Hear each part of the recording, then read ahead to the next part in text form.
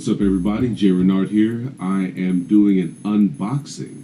So, I got in the mail today a couple of packages. One is behind the camera, the other is right here. So this one I got from CalliGraffiti, and I got the idea for this product from Ryan at Little King Goods.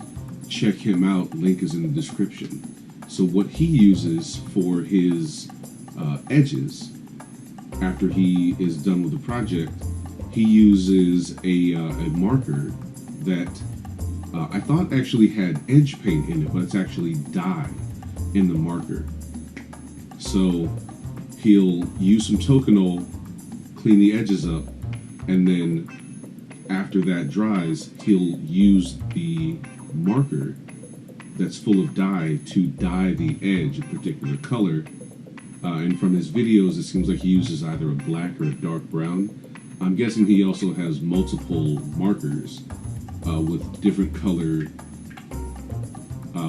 dyes in it. But I digress.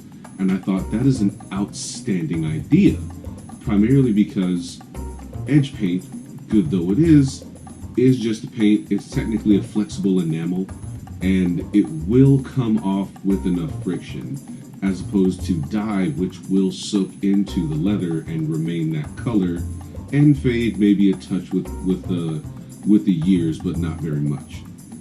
And I thought that was just an outstanding idea, and I followed the link that he had provided in his video, and unfortunately that particular company was not in stock.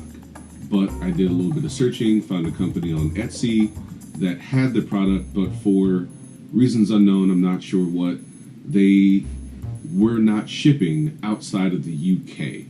But they did have another marker that looked like it might fit my criteria.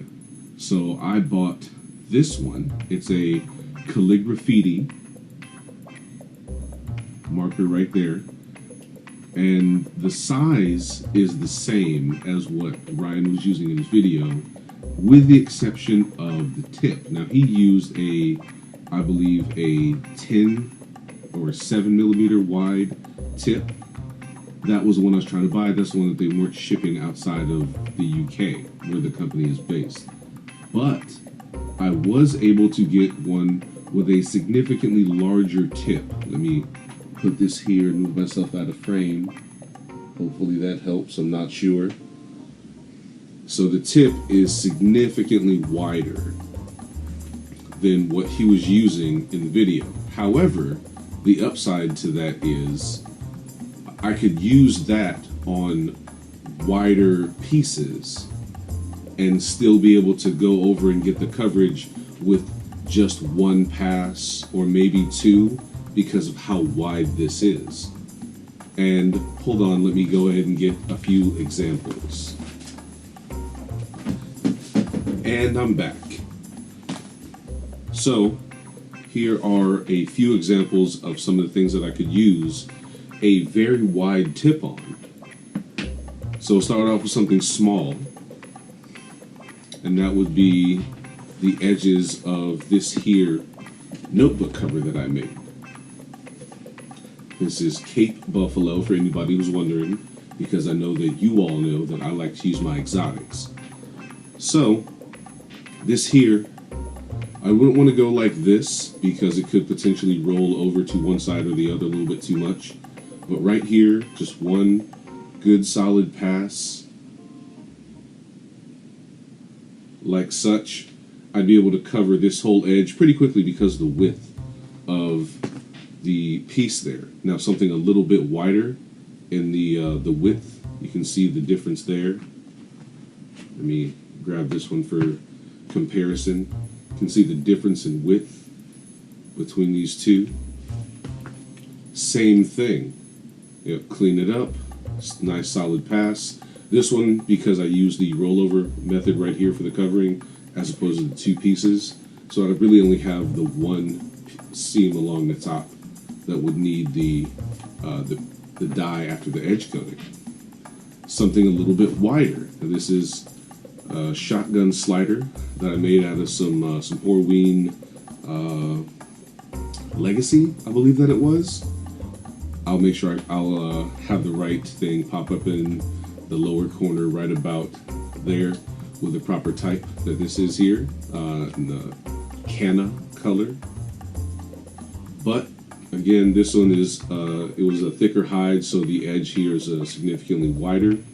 But again, something like this can be done like so without rolling to the side too much. Still covers everything, no problem.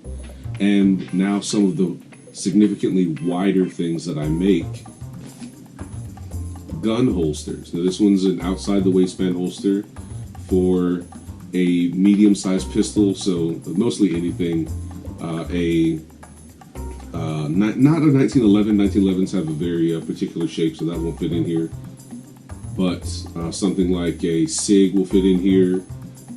Some Glocks, the newer ones, not so much. I think they have a little bit different width or size for what fits in right here. This one here is cowhide. I did a little ostrich leg inlay. I'm going to show that off a little bit. And cowhide, got my initials right there. And then I aligned it also.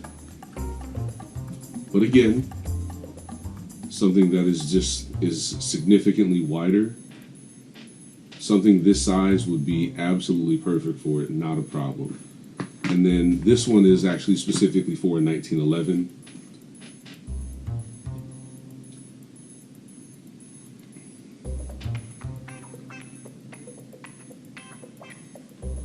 So the marker that Ryan was using in the video was, the tip was actually a little bit too narrow for wider things. I would have had to, if I use that particular marker on something this wide, I'd have to do one side of it, then another, or I'd have to go back and forth with it.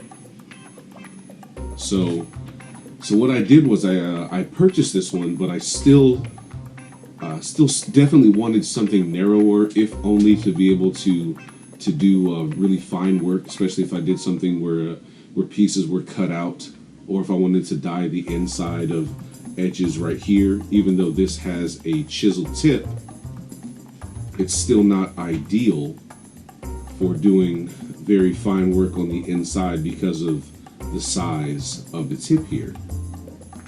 So I contacted them and I asked them about the marker that they had that was only listed to ship inside the UK, and they told me that they didn't sell paint products outside of the UK, and I let them know that it wasn't a paint product, it was an empty marker. Turns out it was just listed in the wrong location, and it just kind of got grouped into a bunch of the other art supplies and whatnot that they had. So a few hours later, they changed the listing to let me know, and I went ahead and bought that. That one is incoming. So as soon as that one arrives, I'll go ahead and do a full-on op test of the use for those particular markers. But for right now, CalliGraffiti is the name of the product. The tip is pretty great. And one thing that I did notice here, so you have the tip here, and this presses down, and you're wondering why that presses down. And this is also how you would clean or replace the tip there.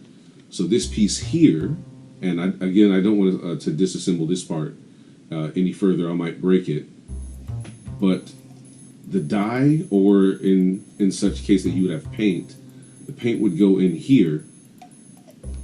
This goes in here, and the dye is kept from just gushing out via a closure system here. You can see the spring mechanism on the inside. So all that goes in here, closes it up, and as you press, more of the fluid goes to the tip. It fills up, and then as you release the extra pressure, the extra fluid stops flowing to the tip. So you could have this completely upside down, and it would not at all empty your marker. It wouldn't leak simply because it's upside down, because of the spring closure mechanism in here. It's actually pretty good. It's a great way to preserve your tips and to prevent long-term spills or leakages, things like that, because maybe something falls down. I live in Japan, there's earthquakes, so if I was at home and this was full and it fell over, I wouldn't have a crazy mess to clean up. I know earthquakes aren't really a thing that everybody has to deal with, but hey, it's just a realistic factor that I have to deal with, potential spills because of natural disasters, or natural occurrences, I should say. But I like the construction of this. It's done really well. So again, CalliGraffiti, and I'm not sure if this is the model here, or if on the run, I'm not sure how that works out. I'm guessing that maybe this is a size and a style. I'm not very aware. It didn't say on the listing on the shop, which again, I'll put the link in the description there. But yeah, I like it. All right.